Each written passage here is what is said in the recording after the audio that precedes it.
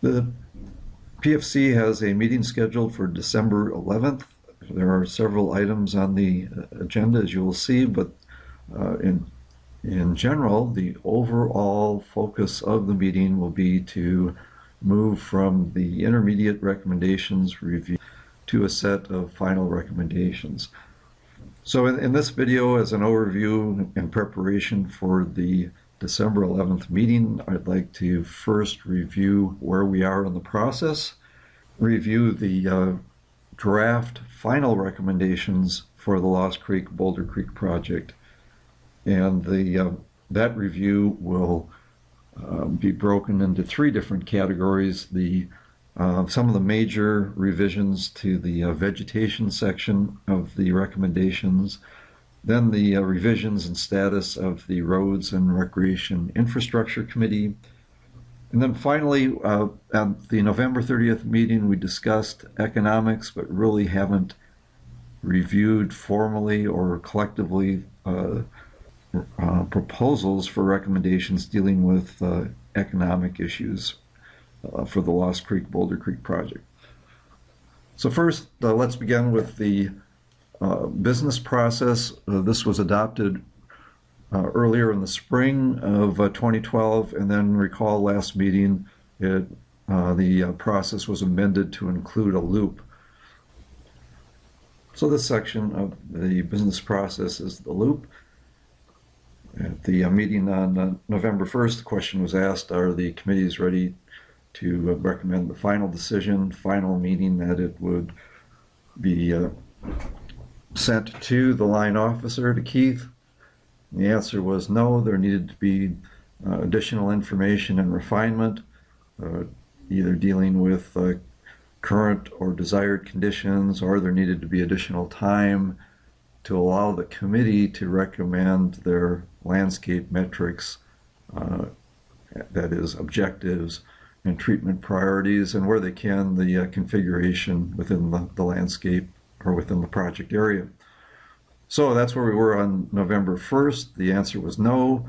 There's been 5 weeks now for additional information and refinement, and for the agenda on the 11th, the intent is to adopt the final recommendations. Those recommendations would then lead the interdisciplinary team to finalize their proposed actions. And recall that what was also discussed at the November 1st meeting was that the January meeting then would be a review by the Forest Service of the proposed action to make sure that it aligns with the recommendations from the PFC. On the forum, the edited versions of the recommendations can be retrieved, and they have the edits turned on. So if you want to track specific items and see what has changed, you can do that. So for this, I'm just going to highlight some of the major changes. The tables describing current and desired condition and the departure between current and desired condition are generally the same, with the exception that PVG1 was added. Treatment priorities were changed to address the questions that came up regarding northern Idaho ground squirrel as a priority, and also to address the discussion of topic of plantations and the plantation creep that seemed to have happened over the past several meetings. Starting on page 13, the tables have been reworked, and the purpose of redoing these is to try to make it a little clearer for each priority, particularly priority 1 and priority 2, what the available acres are and the candidate acres to be treated in order to transition the forest to the desired condition. And so the tables are laid out with a departure from desired condition, and then candidate stands. A little more detail is there for table 5, dealing with the small tree size class and medium tree size class. There was a table added to summarize the acres by PVG that would be treated or are candidates for treatment in order to support the Northern Idaho Brown Squirrel Habitat Recovery Plan. Several changes were made in additional considerations. Again, you can see the edit version for the details.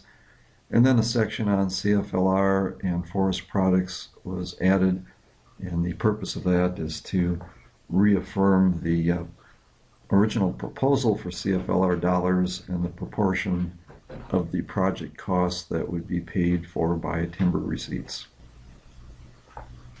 The Road and Recreation Infrastructure Committee had a meeting on November 30th and reviewed their draft intermediate recommendations. And starting on page 16 in the recommendations document, you can read through those recommendations. One thing I want to point out is that the challenge is a little bit different for this committee.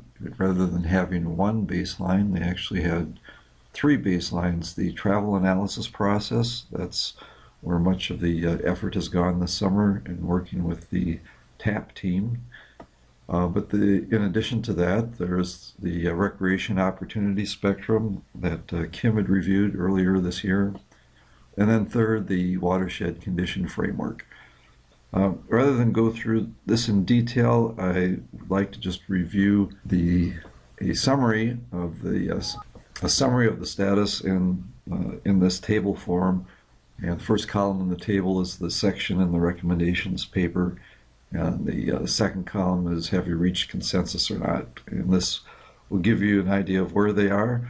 It will also provide you with an opportunity to see if you agree with the consensus reached to date.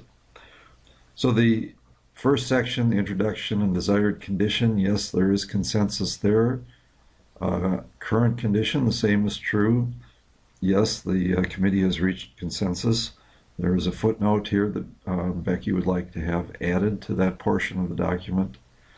On treatment types, there is consensus. There's a need to add a few sentences about recreation use of spur roads. Treatment priorities, there is consensus, and there is a table in the recommendations that splits the treatment priorities into two different types of treatments, those that are bona fide restoration treatments, and then a second group of treatment actions that are rehabilitation or new recreation facilities. And then the last area is treatment objectives, and this is probably the toughest part of the committee's work. And they made progress, but no, there is not consensus on the objectives. There are two alternatives at this point. The first is in the draft document itself, the current draft. In the current draft, the objective is written to transition the Boulder Creek watershed from the current impaired condition to an at-risk condition using an analysis and application of 12 watershed indicators. Those indicators are from the National Forest Service's Watershed Condition Framework. The alternative from comments that were submitted after the meeting is to transition the watershed condition towards a normal function, but not necessarily change the condition class. The coalition really needs to reconcile these two approaches, and I think there will be an alternative for the group to review on Tuesday the 11th. The final section of the paper for review in the video is the section called Economics, and there are three objectives. Please review these before the meeting: jobs and income distribution, public and private financing, that addresses the proportion of the project costs that will be paid for through stumpage value. And the third is efficient allocation, re-emphasizing the coalition's interest in the GRAPE road inventory and sediment modeling software.